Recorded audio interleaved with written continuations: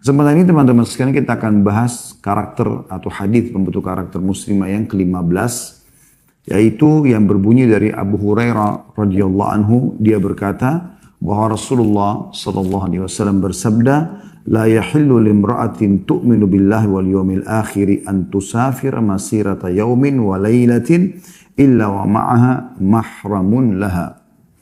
Tidak boleh bagi wanita yang beriman kepada Allah dan hari akhir untuk bepergian dalam jarak sehari semalam kecuali disertai mahramnya. Diriwayatkan oleh Imam 6 kecuali An-Nasa'i. Imam 6 itu maksudnya Bukhari di jilid 2 halaman 54, Muslim jilid 4 halaman 102, Tirmidzi jilid 3 halaman 472, Abu Daud jilid 2 halaman 140, Ibnu Majah jilid 2 halaman 967, dan Imam Ahmad dalam Musnadnya jilid 1 halaman 222 dan 346. Hadis ini teman-teman kita bisa bedah menjadi 3 potongan mutiara yang bisa kita pelajari. Yang pertama adalah wanita tidak boleh safar tanpa mahram. Yang kedua, dari sini ada jarak safar yang tidak boleh wanita safar kecuali dengan mahram, yaitu sehari semalam. Dan yang ketiga adalah siapa mahram itu. Sehingga memang diketahui batasan-batasannya ya. Ini yang akan coba kita bedah ya. Kita akan bacakan dulu penjelasan yang ditulis oleh penulis, baru kemudian kita coba insya Allah lebih dalami lagi dengan beberapa tambahan informasi. Kata penulis, hadis ini menunjukkan tentang keharaman seorang wanita safar sendirian tanpa mahramnya, karena dikhawatirkan terjadi keburukan yang besar. Jadi ini mutiara yang pertama tentang hukum wanita safar tanpa mahram. Jadi jelas sekali di sini ada keburukan yang besar. Apa makna keburukan yang besar? Setiap wanita, teman-teman sekalian, kalau keluar, apalagi jarak safar, jaraknya jauh, maka dia akan lebih dekat dengan ancaman-ancaman yang bisa mengganggu dirinya. Di masa kita sekarang saja, dalam kondisi keamanan lebih terjaga, karena orang menggunakan transportasi seperti pesawat, bus, kereta api, umumnya di keramaian dan ada keamanan, ya, ada CCTV kalau sekarang, ada banyak orang yang bisa menegur kalau ada orang berbuat salah gitu ya. Kalau dari sisi kriminalnya, itu pun masih sering terjadi. Namun ada satu poin yang tidak bisa kita luput dari itu, yaitu gangguan dari lawan-lawan jenis ya, yang mungkin bukan masuk dalam kriminal yang umum seperti mencuri, memukul, memerkosa, tapi dari lawan jenis yang memang digoda oleh syaitan ya, untuk menjalin hubungan yang haram. Dan itu yang paling umum terjadi kan. Di pesawat orang duduk bersebelahan, laki-laki perempuan tidak kenal. Akhirnya jadi kenalan. Akhirnya jadi kontak-kontakan. Akhirnya jadi terbukalah pintu zina yang Allah mengatakan, wala taqrabuz zina. Jangan dekati zina. Innahu kana fahishatan wa sa'a sabila. Karena dia perbuatan keji dan sangat buruk jalan yang ditempuh itu. Efek daripada perbuatan itu, sekali kita berbuat setengah jam, 1 jam di hotel, bisa efek hukumannya setahun, 2 tahun. Bahkan mungkin bisa lebih daripada itu. Ada bahkan orang yang langsung Allah SWT hukum dengan penyakit yang sifatnya subur hidup misalnya. Maka ini bisa terjadi. Oleh karena itu ditutup dalam syariat pintu-pintu ini. Allah mengatakan wala taqrabuz zina, jangan dekatin itu. Ya jangan mulai semuanya, gitu kan.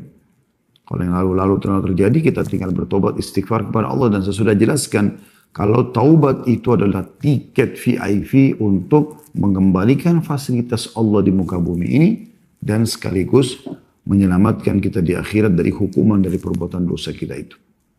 Jadi jangan pernah tunda-tunda. Kalau Anda ingat setiap kali mulai pengajian, kecuali hari ini mungkin ya, saya sempat tadi terlupakan. Biasanya saya katakan di awal, Allah berikan lagi kita satu hari saudaraku seiman. Ini hari dimaksimalkan. Kalau Anda punya dosa-dosa di masa lalu, detik-detik ini gunakan untuk taubat nasuha kepada Allah. Mungkin kita meninggal setelahnya, maka Allah maafkan yang lalu-lalu. Kalau kita pernah berbuat amal soleh di masa lalu, sekarang tinggal dipertahankan atau ditingkatkan kualitasnya. Karena kita tidak tahu hari esok kita masih hidup atau tidak. Ingat perikatan Abdullah bin Umar radhiyallahu anhu. Kalau kau sudah tiba di pagi hari, jangan pernah tunggu sore hari. Karena tidak ada jaminan kau masih hidup. Maksimalkan dengan ibadah. Kalau kau tiba sore hari, jangan tunggu besok hari. Atau esok hari. Karena tidak ada jaminan kita masih bisa hidup. Jadi teman-teman, ada maslahat syar'i tentang penyelamatan wanita dari sesuatu yang besar yang bisa mengganggu dia di saat dia sedang safar tanpa mahram. Subhanallah, mahram itu atau orang yang tidak boleh dinikahi oleh wanita tersebut, walaupun anak kecil, maka sudah seperti menjadi benteng atau tameng yang sangat kuat. Misalnya seorang ibu naik pesawat, dia bawa anak kecil, anaknya mungkin umur 5 tahun, 6 tahun, apalagi kalau sudah lebih dewasa, lebih bujang gitu kan. Dia bisa misalnya di pesawat 3 kursi, dia sebelahnya anaknya, kalau ada penumpang laki-laki yang lain, di sebelah anaknya lagi. Dan si laki-laki ini kalaupun dia hidung belang, dia tidak semudah itu bisa langsung mengakses ngobrol, leluasa, minta nomor telepon, apalagi di zaman sekarang juga ada orang yang menggunakan sihir. Nggak seluasa itu karena ada mahram, ada sosok laki-laki yang dianggap itu seperti menjadi tameng buat dia. Dan itu hikmah syar'i yang luar biasa. Ya. Mirip dengan kenapa Allah menyuruh perempuan berhijab. Karena masalah itu. Allah mengatakan, dzalika adna alla yu'zain. Dengan hijab itu, mereka bisa jauh dari gangguan-gangguan. Atau terjauhkan, terselamatkan dari gangguan-gangguan. Ya. Jadi ada tujuan menyelamatkan wanita dari keburukan. Kalau orang tidak pahami poin ini, banyak wanita mengatakan, masa sih Islam sekeras itu, safar aja nggak boleh, bagaimana kalau saya wanita karir, bagaimana kalau begini, bagaimana kalau begitu. Ya. Itu memang pertanyaan seperti ini muncul dengan orang yang memang belum mempelajari agamanya. Dia cuma berstatus saja di KTP-nya atau di paspornya sebagai muslim. Tapi dia bukan muslimah yang sebenarnya. Kalau dia muslimah sebenarnya dia tersentuh hatinya. Kenapa ya? Coba dicari tahu lebih didalamin sambil mohon kepada Allah SWT dimudahkan agar memang mendapatkan jalan keluar dalam masalah seperti itu. Jadi saya ulangi kata beliau, hadis ini menunjukkan tentang keharaman seorang wanita safar sendirian tanpa mahramnya karena dikhawatirkan terjadi keburukan yang besar. Saya sudah jelaskan tadi makna keburukan yang besar itu. Para ulama berbeda pendapat tentang safar sendirian tanpa mahram untuk menunaikan ibadah haji yang fardu. Nah sekarang tinggal bagaimana kalau ibadah haji yang memang Allah wajibkan bagi setiap muslim dan muslimah yang sudah mampu, gitu kan? Walaupun sekali seumur hidup. Kebanyakan para ahli ilmu, kata beliau, mengatakan bahwa boleh bagi wanita safar tanpa mahram untuk hal tersebut. Dan tidak disyaratkan harus dengan mahram, tetapi disyaratkan adanya keamanan jalan, sebagaimana ini masyhur di kalangan mazhab Syafi'iyah. Namun pendapat yang tepat adalah disyaratkan bagi wanita safar beserta mahramnya hingga aman dari musibah besar. Jadi artinya tetap skala prioritas mahram. Dalam mazhab Syafi'iyah pun begitu. Jadi bukan tidak boleh sembarangan orang pergi umrah, pergi haji, main langsung daftar saja walaupun tidak ada mahramnya. Dalam mazhab Syafi'iyah pun itu masuk ke dalam bab haji yang merupakan kewajiban. Artinya haji pertama. Dan itu pun dianjurkan tetap prioritasnya ada mahramnya. Kalau tidak ada baru ada terbuka pintu. Itu pun dalam kondisi aman. Sebagian ulama juga menambahkan dengan ada wanita muslimah rame-rame safar. Itu hanya untuk haji. Apabila ia berhaji sendirian, maka hajinya tetap sah. Tetapi ia mendapat dosa karena safar sendirian tanpa disertai mahram. Padahal haji yang pertama itu tidak wajib baginya karena tidak ada mahram. Jadi maksudnya adalah dianggap wajib bagi dia dan dia punya kemampuan. Kemampuannya adalah punya biaya ya, dan juga punya syarat safar dalam agama yaitu mahram. Kalau dia tetap berangkat, dia penuhi syarat-syarat haji, dia dapat pahala dengan hajinya, tapi dia berdosa dengan safar tanpa mahramnya.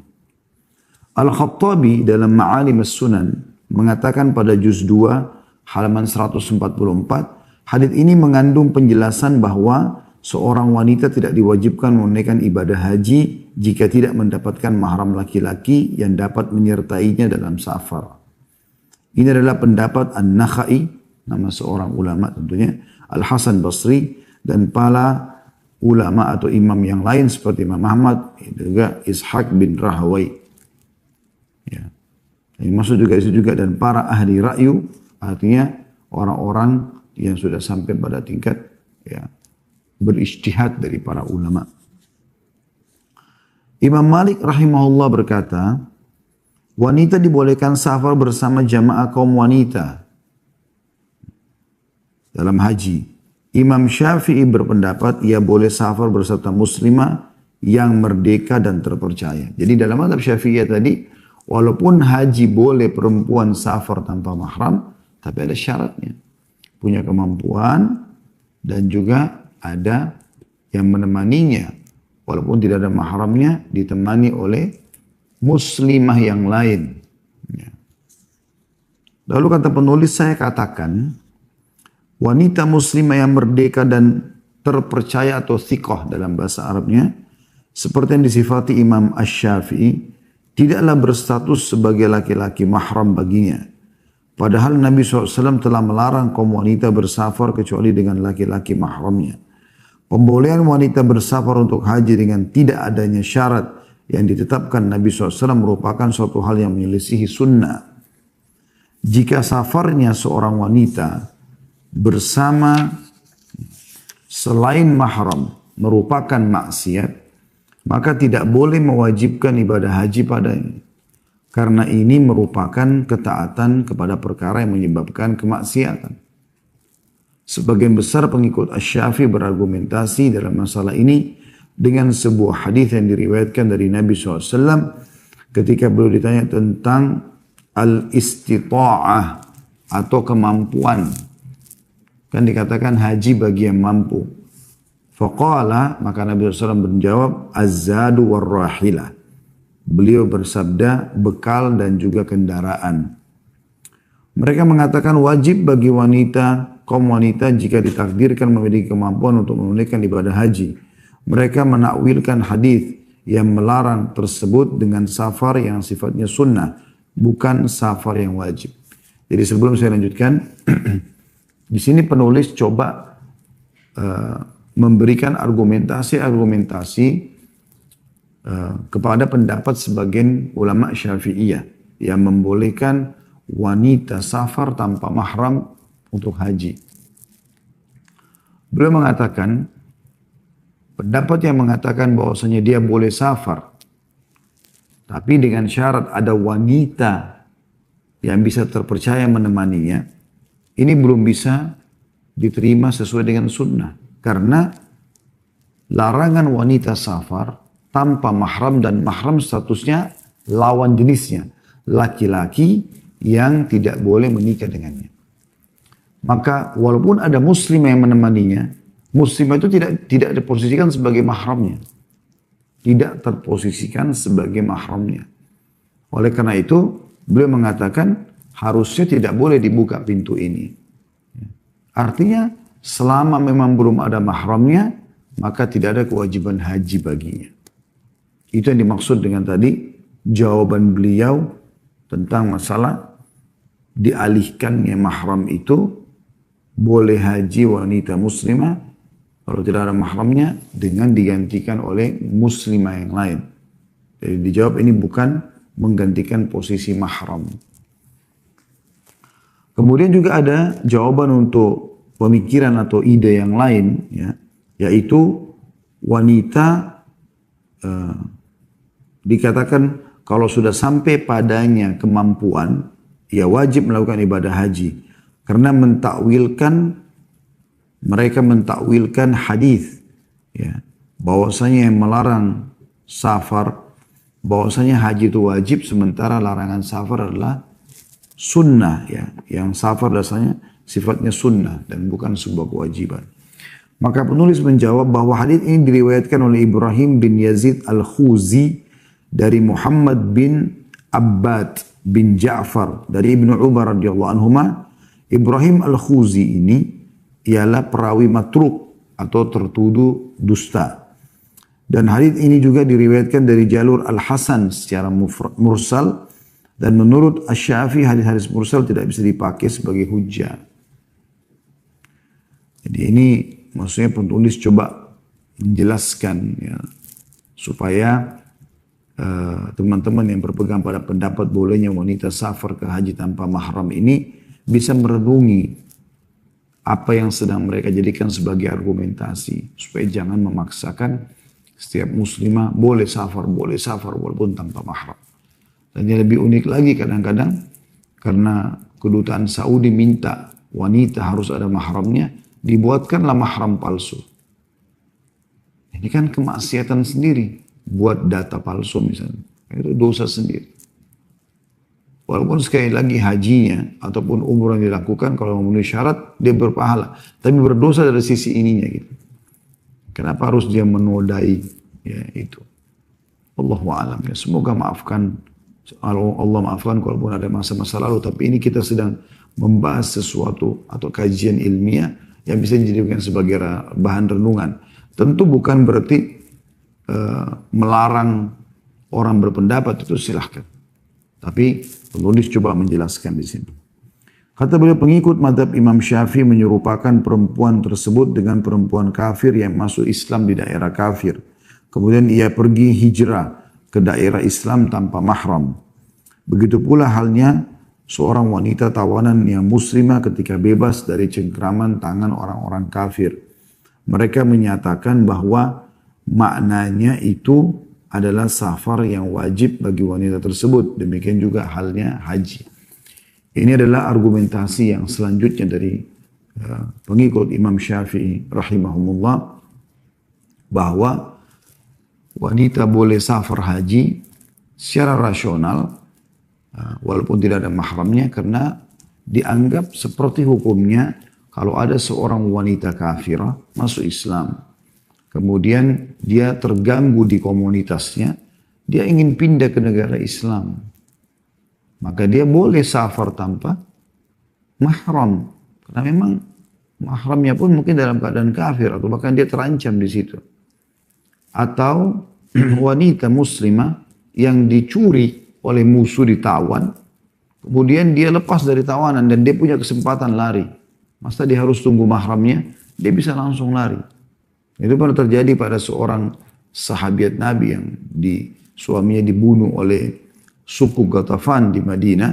Kemudian mereka mencuri unta Nabi SAW yang ada di kebun tersebut dengan istrinya pemilik kebun itu. Kemudian dibawa lari ke Ghatafan jauh sekali dari Madinah gitu. Dengan hikmah Allah SWT, wanita ini berdoa sama Allah agar diselamatkan. Malam hari pada saat musuh-musuh sedang tertidur, maka dia merasa ikatan-ikatan tangan dan kakinya mulai terbuka, melonggar, lalu dia lepaskan dirinya, lalu dia naik unta Nabi SAW, lalu dia pergi ke Madinah. Walaupun dia tidak tahu jalan, dia sempat mengatakan, ya Allah tunjukkanlah jalan menuju ke Madinah. Lalu kemudian dia berazam, dia mengatakan, kalau seandainya aku sampai di Madinah, maka aku akan menyembelih unta ini. Kemudian jalanlah, ringkas cerita sampai perempuan ini di Madinah, lalu dia ceritakan kepada Nabi SAW tentang bagaimana dia lolos segala macam. Setelah Nabi SAW mengatakan, itu nikmat dari Allah Subhanahu Wa Taala, karena dia untanya jalan sendiri, dia tidak tahu sudah tiba-tiba sudah sampai ke Madinah dengan hikmah Allah SWT. Lalu dia mengatakan, tapi ya Rasulullah, saya niat kalau saya selamat, saya akan menyembelih unta ini. Atau saya akan sedekahkan gitu ya. Kata Nabi SAW, sungguh buruk nazar itu. Tidak boleh seseorang bernazar dengan hal yang bukan dia miliki. Karena itu unta bukan punya dia, unta Nabi SAW sebenarnya. Tapi di sini sempat dia pulang ke Madinah tanpa ada mahram gitu. Begitu juga dengan, ya ini tadi dua contoh ya. Maka itu dikiaskan ke haji. Gitu. Lalu penulis mengatakan, saya berkata, jika mereka ini sama, tentunya boleh bagi seorang wanita menunaikan ibadah haji sendirian tanpa disertai laki-laki mahramnya atau perempuan yang terpercaya. Namun, ketika tidak diperbolehkan seorang wanita menunaikan ibadah haji sendirian kecuali harus dengan perempuan muslimah merdeka dan terpercaya, maka itu menunjukkan perbedaan antara kedua permasalahan tersebut. Jadi artinya, kalau ini betul-betul boleh seperti itu hujahnya, maka harusnya setiap muslimah safar aja walaupun tanpa mahram. Tapi terbukti dalam hadis justru ada larangan untuk safar tanpa mahram. Dan sebagian dari ulama Syafi'iyah pun yang memasukkan syaratnya adalah ditemani oleh muslimah yang lain. Jadi kalau memang itu boleh dalilnya tanpa ditemani muslimah pun harusnya boleh saja, gitu kan. Kalau berargumentasi dengan itu. Lalu beliau mengatakan As-San'ani dalam Subulus Salam berkata pada juz 2 halaman 367, hadits ini menerangkan keharaman seorang wanita yang bersafar tanpa ditemani mahram. Hal ini sifatnya umum, baik bersafar sebentar maupun lama. Kemudian ia berkata, para ulama berkata tentang bolehnya wanita safar sendirian dalam rangka berhijrah dari negara kafir, mengkhawatirkan keselamatan jiwanya, membayar hutang, mengembalikan titipan, dan kembali atau rujuk setelah membangkang terhadap suaminya.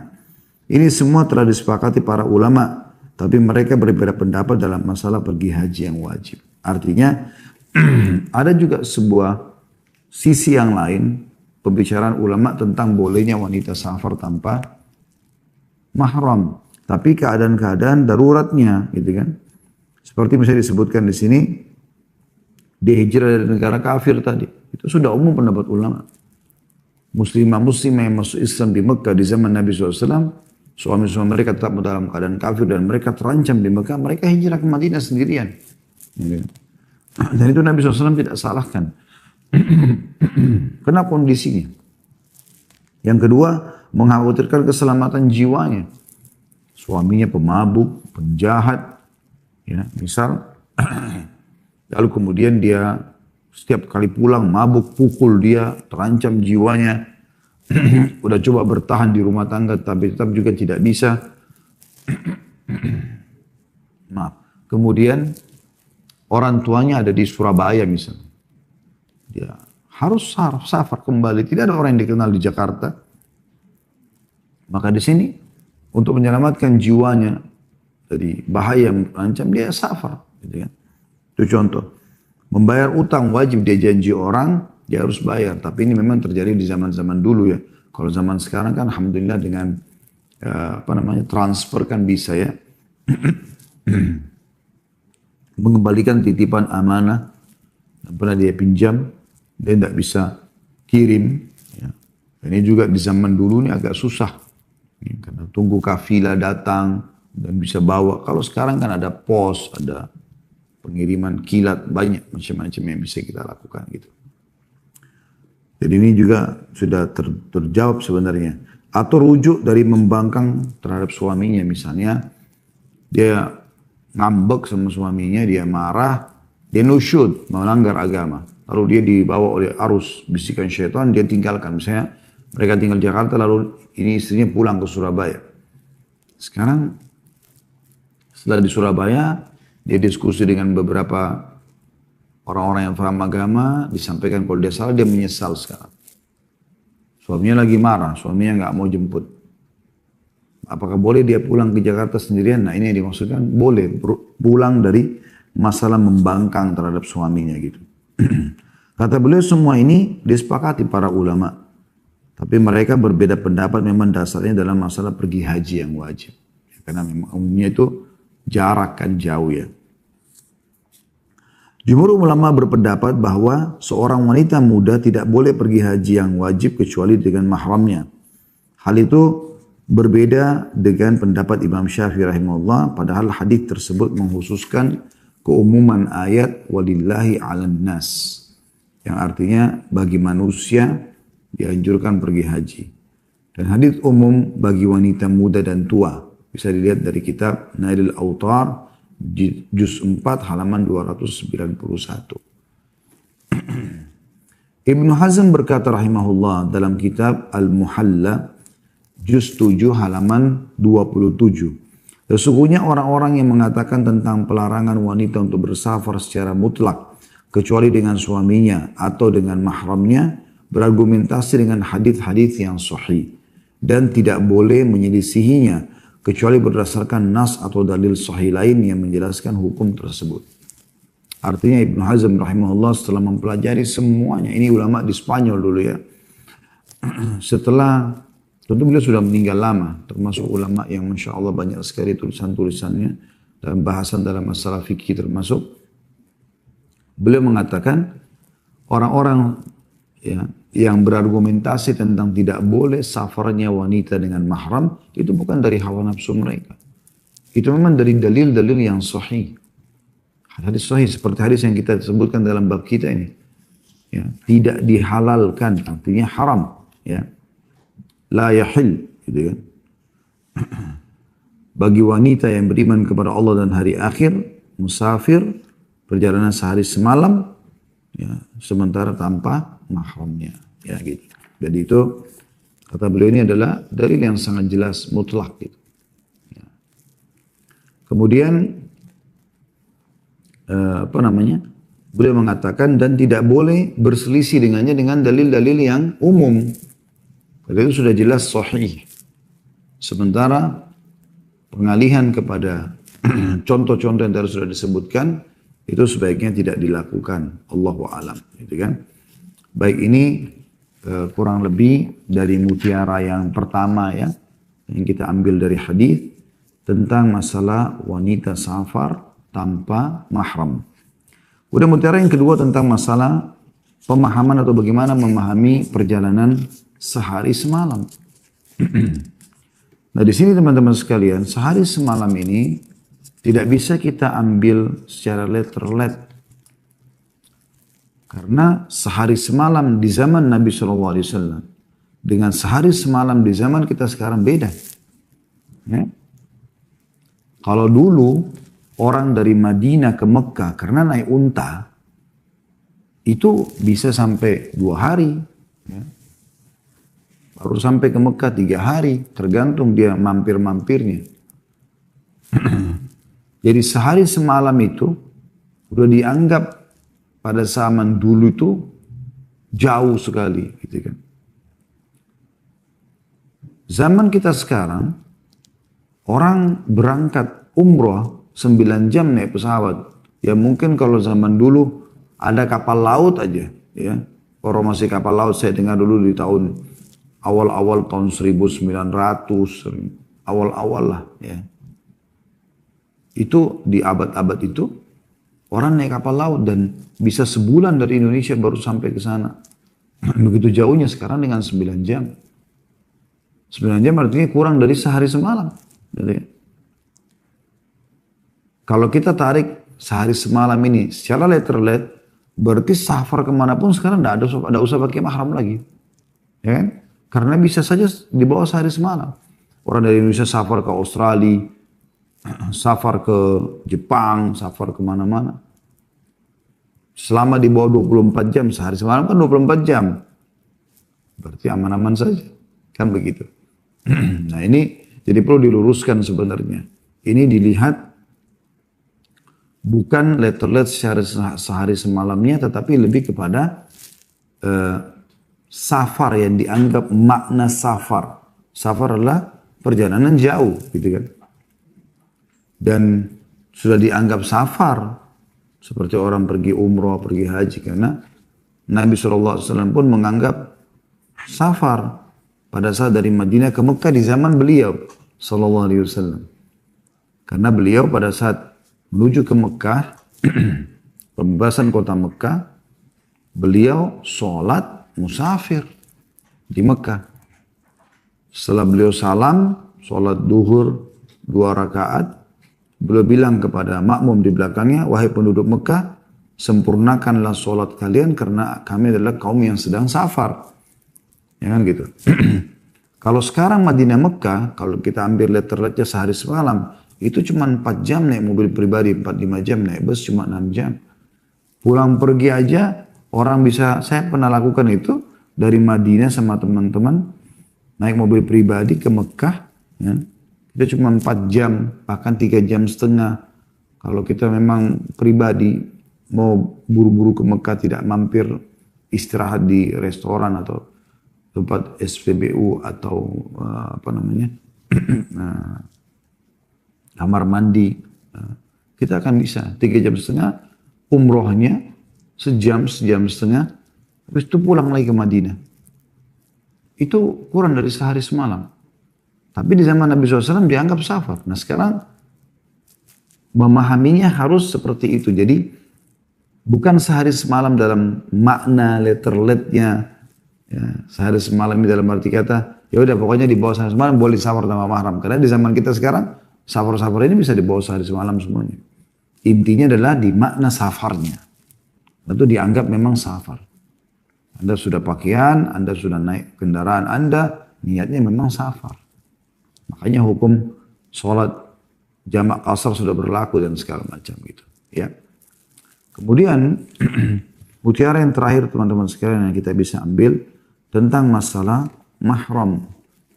Mahram. Ya. Jadi kalau kita membahas mahram ini adalah orang-orang yang tidak boleh dinikahi oleh wanita tersebut. Ya. Anda bisa lihat dalam surah An-Nisa ayat 22 sampai 24 gitu ya. 22 sampai 24. Saya akan bacakan dulu. A'udzu billahi minasyaitonir rajim, surah An-Nisa, surah nomor 4 ayat 22 sampai 24. Wala tankihu ma nakaha aba'ukum minan nisa illa ma qad salaf. Dan jangan pernah kamu nikahi atau kamu kawini wanita-wanita yang pernah dikawini oleh ayahmu. Ya. Berarti siapapun itu, misalnya ada seorang duda umurnya 50 tahun, dia punya anak laki-laki 2 orang misalnya. Dari istrinya meninggal, anggaplah istrinya meninggal. Dia sekarang jadi duda. Anaknya tertua, umurnya 30 tahun. Anggap si bapak ini nikah umur 20 tahun, sekarang umur 50 tahun dia. Anak pertamanya ini umurnya 30 tahun. Belum menikah. Lalu si bapak duda ini menikah dengan seorang wanita, umurnya 27 tahun misalnya. Jadi istrinya si bapak ini sekarang, si duda ini, lebih muda daripada anak dia. Kapan sudah dinikahi oleh ayah, walaupun lebih muda, itu akan berstatus sebagai ibunya si anak laki-laki tadi. Walaupun diceraikan oleh ayah, nggak boleh lagi dia nikahi. Itu sudah status ibu dia. Ini penting. Nah, sekarang apa hubungannya dengan masalah mahram muslimah? Berarti si wanita mantan istrinya ayah tadi, ya, kalaupun ayah meninggal atau diceraikan, adalah mahramnya ya si laki-laki tadi, anak suaminya itu, gitu kan? Jadi dia tidak boleh lagi menikah sama ini, tidak boleh lagi dia menikah. Ini larangan di situ. Ya. Begitu juga dengan seorang laki-laki menikahi janda misalnya. Janda itu punya anak perempuan, gadis. Kemudian dia sudah menggauli si janda tadi. Kapan syaratnya di sini dia sudah menggauli? Sudah terjadi biologis walaupun cuma sekali. Maka anak si janda itu menjadi mahram abadi buat dia. Walaupun dia cerai sama janda itu. Gak boleh lagi dia nikah sama anaknya si janda tadi. Begitu juga anak perempuan itu berlaku pada mantan suami ibunya, gitu kan? Itu yang dimaksud di sini. Kemudian lanjutan ayat dikatakan innahu kana fahisyatan wa maqtan wa sa'a sabila. Karena sungguhnya perbuatan itu menikah dengan mantan pasangan atau yang telah dikawini oleh ayah adalah perbuatan keji, perbuatan yang amat keji, dosa dan dibenci Allah dan seburuk-buruk jalan yang ditempuh. Lalu kemudian Allah katakan hurrimat alaikum ummahatukum, diharamkan untuk kalian ibu-ibu kalian. Berarti semua ibu mahram buat anaknya, atau semua anak dari ibu itu mahram buat ibunya. Sebaliknya begitu ya. Jadi si ibu boleh tidak pakai hijab depan anaknya sendiri. Ibu-ibu kita. Kemudian selanjutnya wabanatukum, dan anak-anak perempuan kalian. Berarti anak perempuan mahram buat ayahnya. Ayahnya mahram buat anak perempuan. Kemudian wa akhawatukum, saudari-saudari kalian. Kemudian wa ammatukum, tante kalian dari ayah. Ini perlu digarisbawahi ya. Dalam bahasa Arab ada perbedaan antara saudari ayah sama saudari ibu. Kalau saudari ayah dipanggil ammah. Biasanya kalau orang Arab dia mengatakan ammati, tanteku. Tapi orang Arab jadi faham. Ammati berarti oh ini saudari ibu, saudari ayahnya. Tante dari ayah. Kalau saudari ibu, khalah. Biasa orang bilang khalati. Ini yang kata Nabi SAW, al-khalatu bimanzilatil al-khalatu bimanzilatil Tante itu dari saudari dari ibu adalah pengganti kedudukan atau seperti kedudukan ibu. Pada saat ibu meninggal, kita bakti pada khala, saudarinya ibu. Ini harusnya kita terapkan teman-teman sekalian. Biasakan anak-anak kita itu memanggil jelas. Kalau saudari ayah, misalnya saya punya anak, saya punya saudari perempuan, maka biasakan mereka memanggil ammati. Misal adik saya bernama Aminah misalnya, maka saya suruh ponakan saya atau anak saya memanggil ammati Aminah misalnya. Begitu. Nah, kalau saudari ibunya, misal nama saudari ibunya Aisyah, maka dia mengatakan khalati Aisyah. Jadi kalau ketemu antara dua tante ini, dia beda. Ammati Aminah sama khalati Aisyah. Itu kan beda. Ini supaya mereka tahu. Ada hukum tersendiri. Tapi keduanya, amma, saudari ayah, dan khala, itu juga saudari ibu adalah mahram. Berarti tante-tante ini keponakannya semuanya mahram. Dan teman-teman perlu garis bawahi di sini tidak masuk dalam istilah tante di sini. Karena di Indonesia ini semua pukul rata tante. Dari ayah, dari ibu sama. Bahkan mereka mengambil kata tante ini dipindahkan kepada istri paman. Ini keliru teman-teman sekalian. Karena istri paman tidak masuk dalam istilah ini. Mereka bukan mahram. Jadi ponakan suami nggak boleh salaman sama istri paman. Nggak boleh deh. Kapan pamannya cerai, dia boleh nikahi mantan istri pamannya. Beda dengan tadi ayahnya. Oleh karena itu, istri paman, suami, tante, itu bukan mahram bagi ponakan-ponakan. Ya, karena banyak terjadi begitu. Di Indonesia ini karena tidak paham masalah ini, jadi kadang-kadang si om ini sibuk, dia nggak bisa ngantar istrinya.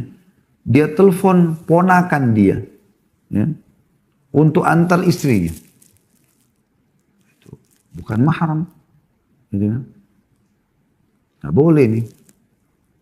Ini perlu digarisbawahi sebagai tambahan ya, karena kadang-kadang kita belum paham masalah ini.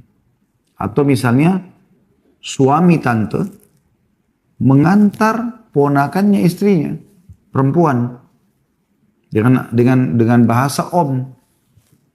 Ya. Ini juga perlu kita jelaskan hukumnya.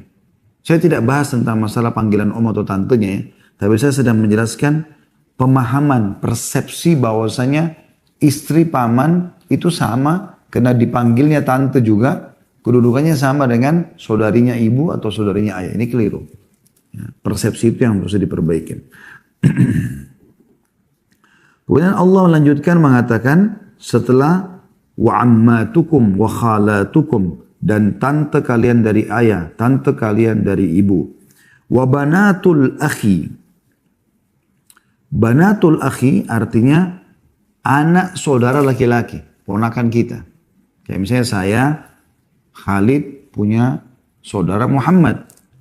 Muhammad punya anak perempuan. Maka itu adalah anak saudara laki-laki saya. Dia perempuan, itu mahram.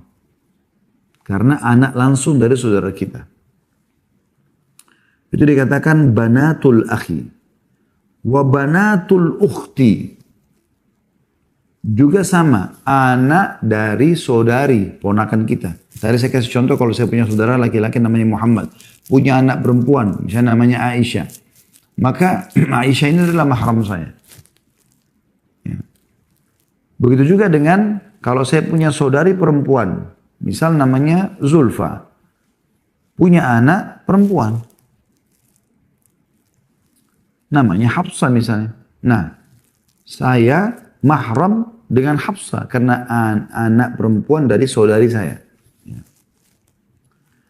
Kemudian selanjutnya dikatakan wa ummahatukumul lati arda'nakum, dan juga ibu-ibu susuan kalian.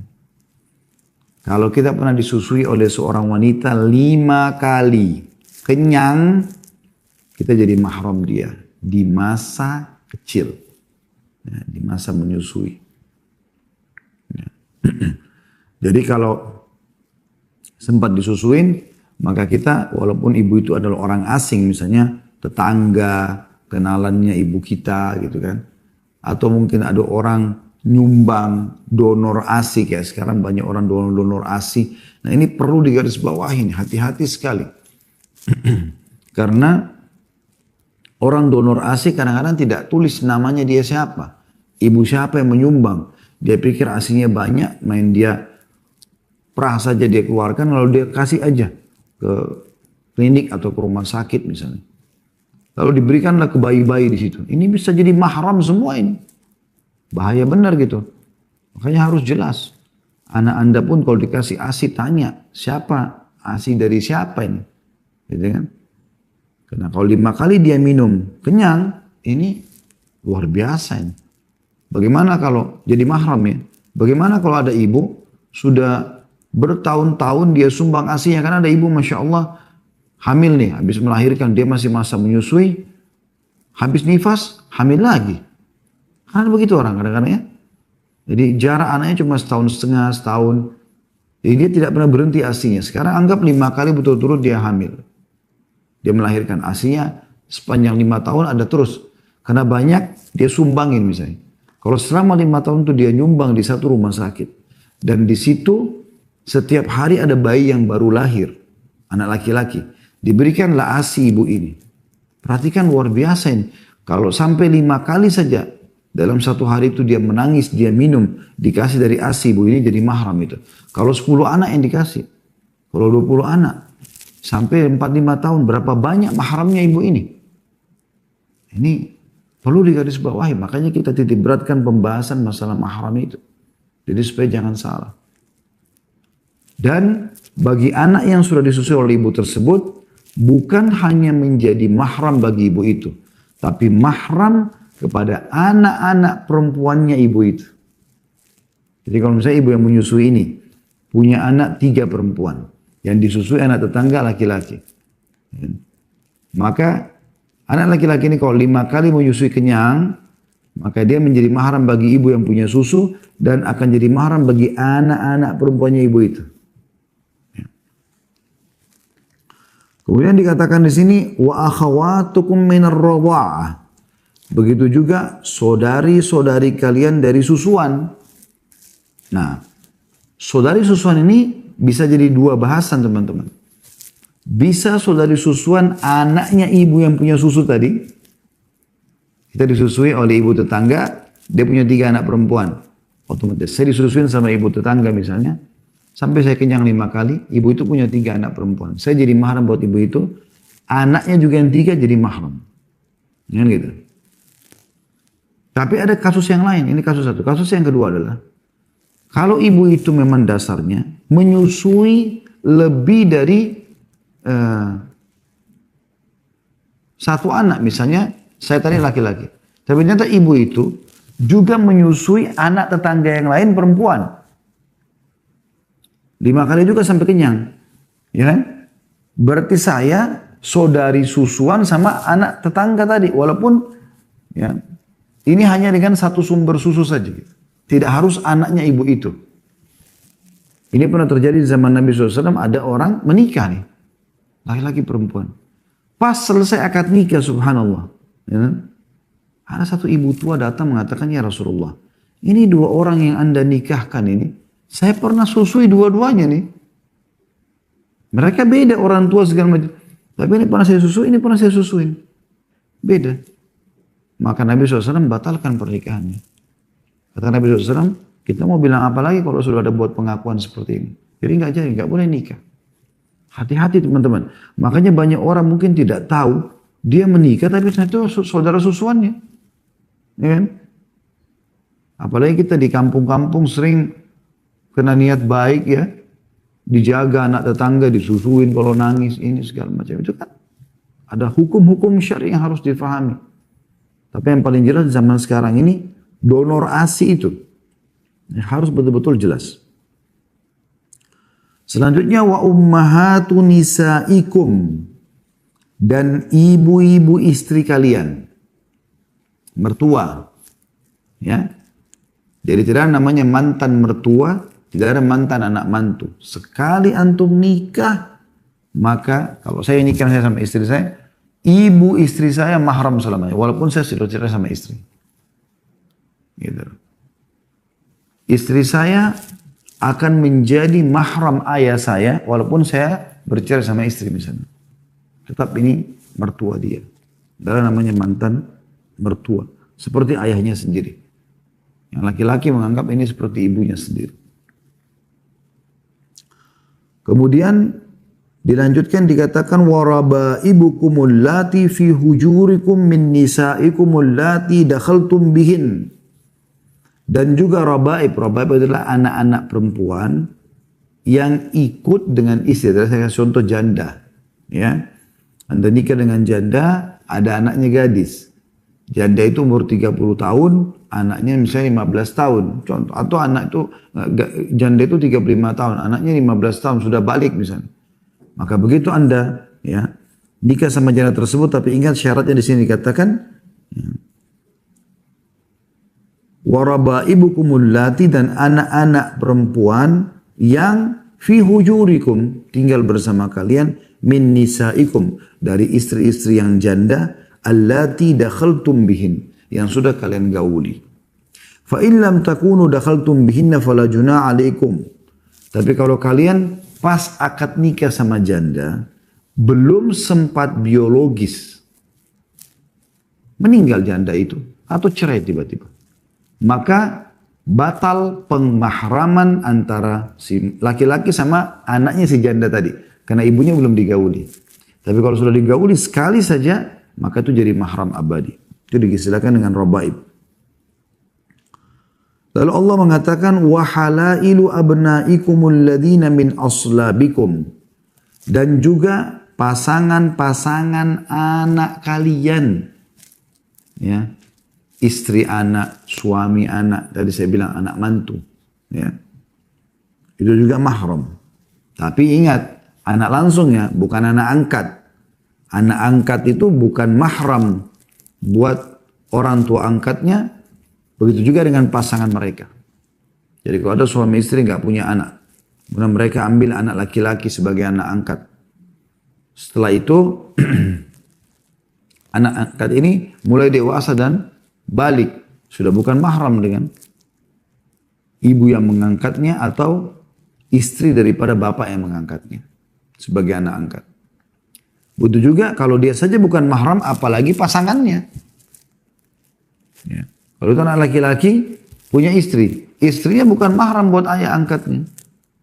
Kalau itu anak perempuan yang diangkat, kemudian dia nikah sama laki-laki, suaminya bukan mahram bagi ibu angkatnya. Nah ini butuh penekanan hukum yang jelas. Gitu. Ya. Kemudian Allah tutup dengan firman-Nya, tapi ini bukan lagi berhubungan dengan masalah kayak rijan mahram, tapi ada hukum tersendiri. Wa antajmu bainal ukhtaini illa ma qad salaf. Dan tidak boleh kalian menikahi dua saudari, adik kakak sekaligus dalam rumah tangga. Kan poligami dalam Islam boleh. Tapi nggak boleh menggabungkan dalam satu poligami secara bersamaan adik kakak, nggak boleh. Nggak boleh antara, ya, sebagaimana nggak boleh antara ponakan sama tante, gitu kan. Kecuali pada saat kita nikah sama kakaknya, kemudian kakaknya meninggal atau cerai, kemudian nikah lagi sama adiknya, itu dibolehkan. Tapi sudah bercerai, nggak boleh digabungin dalam satu, ya, satu rumah tangga. Perlu juga ditekankan dalam masalah ini, ipar juga bukan mahram. Ipar itu bukan mahram. Hati-hati dengan ini, karena banyak orang mereka menganggap ipar, adik ipar, ya mahram, nggak ada masalah. Tinggal satu rumah, jalan sama-sama, gitu kan.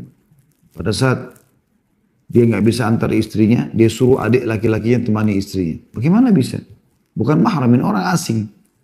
Status kekerabatan ada, tetapi bukan mahram. Bedakan itu.